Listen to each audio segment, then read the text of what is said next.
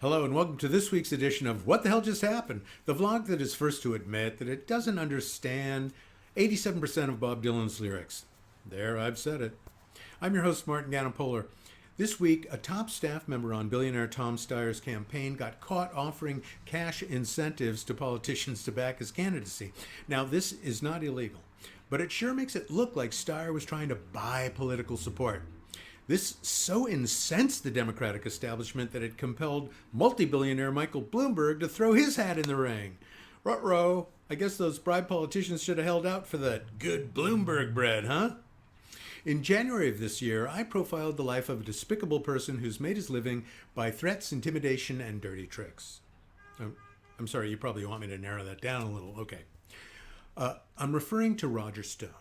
As you remember, he's the longtime right-wing political operative who put together the scheme to release the Russian-hacked Democratic emails through WikiLeaks. And what the hell just happened to Stone?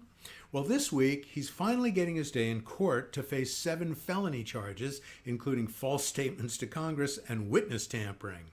The prosecutor submitted a series of emails and texts into evidence that revealed that he wanted to use a talk show host, an Assange buddy named Randy Credico, as a conduit with WikiLeaks, which didn't happen. Instead, he used Jerome Corsi, aka the father of birtherism, as his go-between. Ultimately, the scheme did work, but it all went to hell anyway, because Stone couldn't keep his pie hole shut. Because of that, Stone, Credico, and Corsi all received subpoenas from Congress. Knowing that Credico's testimony could sink his leaky boat, Stone tried to gently persuade him to button his lip. He texted him, and I quote, "When I wipe my ass, what's on the toilet paper is worth more than you are. You're an alcoholic, drug-addicted, out-of-work piece of shit." End quote. Nice. Stone, apparently not a dog lover, texted Credico about his therapy dog, Bianca. He wrote, quote, "I'm going to take that dog away from you. Not a fucking thing you can do about it either, because you're a weak piece of shit. So let's get it on. Prepare to die, cocksucker." What a sweetheart. He later suggested using a Godfather movie reference that Credico commit suicide rather than testify before Congress. "I remember, Tom. First they had a party, and then they get into a hot bath and open their veins." Witness intimidation? Indeed. Ultimately, Credico testified about Stone anyway, and well, here we are today. As this trial winds up, we may finally see the last of Roger Stone. Wouldn't that be a sweet end to this story? Let's keep the good vibes going with more good news. Anyone who's had cancer knows that the only treatment that's used by medical science is surgery, radiation, and chemotherapy. Until now.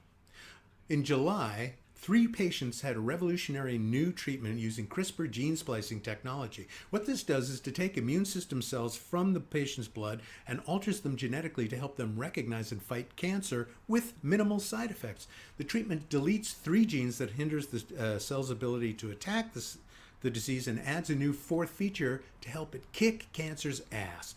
Doctors at the University of Pennsylvania said that the treatment removes, alters, and gives back to the patient specific cells that are superpowered to fight cancer. Think of it as creating a brigade of special ops anti-cancer soldiers that only work for you. It's still too early to draw conclusions about the results of the treatment, but doctors are really encouraged, and if it works, it may forever change how we treat this terrible disease. Yay, science!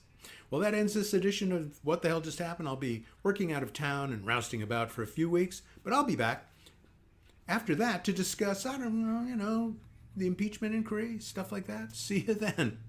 Bye for now.